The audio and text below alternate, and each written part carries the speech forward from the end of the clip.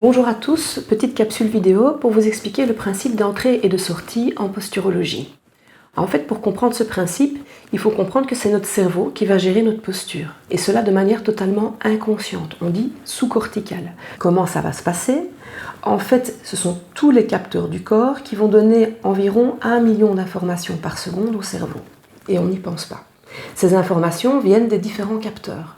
Les différents capteurs du corps sont notamment les fuseaux neuromusculaires, la peau, les articulations, le système visuel, le système podal, le système buccal, le système vestibulaire et tout le système viscéral. Et donc, ces différents capteurs envoient, comme je disais précédemment, environ 1 million d'informations par seconde. Donc tout ça se passe en fait dans l'inconscient total. Et le cerveau va donc analyser ces différentes informations et va donner finalement une attitude de sortie, donc une attitude mécanique articulaire pour pouvoir nous stabiliser dans l'espace.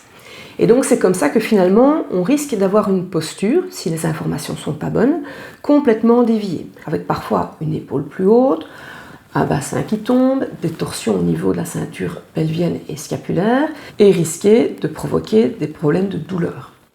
Et quand on veut traiter la posture, il faut savoir exactement où on se situe. Soit on se situe au niveau des sorties, au niveau de l'adaptation musculaire articulaire. Dans ce cas-là, on va faire une prise en charge purement mécanique. Donc dans ce cas-là, on fait des exercices, on fait des craquements articulaires, on met des semelles biomécaniques, parce qu'on va travailler sur la sortie. Mais si on veut réellement traiter la posture, il faut traiter les entrées, c'est-à-dire l'information qui arrive au cerveau.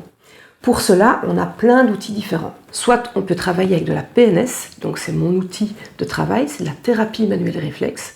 Soit on peut travailler avec des semelles proprioceptives, des semelles fines, avec des stimulations fines de 1 à 3 mm sous le pied. Ou alors on a des stimulations buccales fines qui vont agir directement sur le système nerveux par le trijumeau.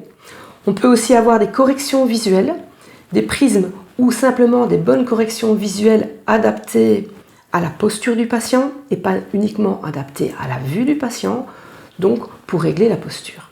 Voilà, j'espère que tout ça est plus clair pour cette prise en charge en posturologie. Je vous remercie de m'avoir écouté et je vous souhaite une bonne journée.